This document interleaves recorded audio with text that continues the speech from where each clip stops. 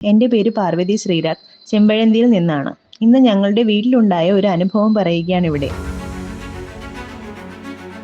അമ്മൂമ്മ, അമ്മൂമ്മ, അമ്മൂമ്മ എഴുന്നേക്ക്. അമ്മൂമ്മ, അമ്മൂമ്മ മെഡിറ്റേഷൻ കഴിഞ്ഞ് അലാറം അടിച്ച്. അമ്മൂമ്മ.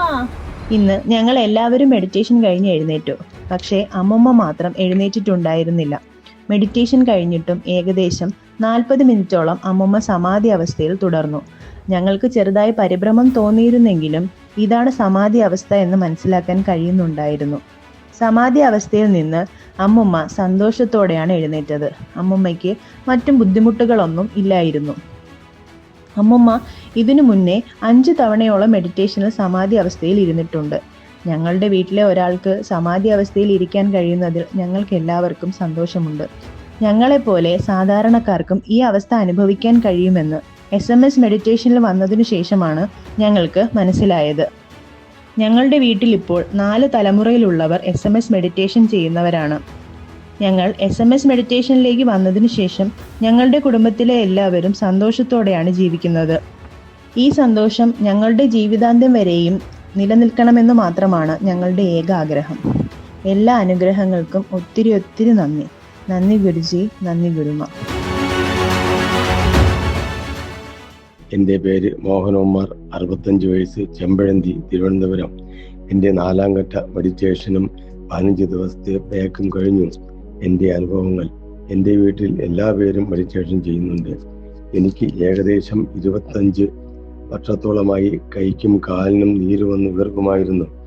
സഹിക്കാൻ കഴിയാത്ത വേദനയാണ്. ഉറങ്ങാൻ കഴിയാറില്ലായിരുന്നു. 2-3 ദിവസം കഴിയുമ്പോൾ അത് മാറും.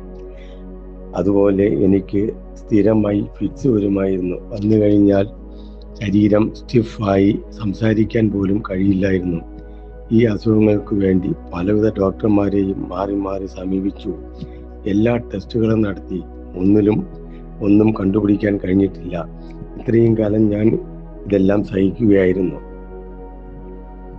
ബിസിനസ്സുകാരനായ എനിക്ക് സാമ്പത്തികമായും മാനസികമായും ശാരീരികവുമായി വളരെ ബുദ്ധിമുട്ടുകൾ അനുഭവിച്ചുകൊണ്ടിരുന്ന സമയത്താണ് ഞാൻ SMS മെഡിറ്റേഷനിൽ വരികയും ഗുരുജിയുടെ ക്ലാസ്സുകൾ കേട്ട് ഒരു തത്വത്തിൽ ജീവിച്ചു മെഡിറ്റേഷൻ ആരംഭിക്കുകയും ചെയ്തു.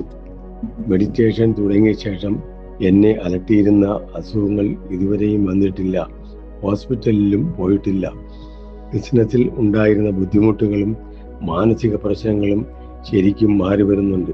ഇപ്പോൾ എൻ്റെ മനസ്സിനും കുടുംബത്തിനും സന്തോഷവും സമാധാനവും അനുഭവപ്പെടുന്നുണ്ട്. എൻ്റെ എല്ലാ അനുഗ്രഹങ്ങൾക്ക് ഗുരുജിക്കും പ്രപഞ്ചത്തിനും 1000 നന്ദി.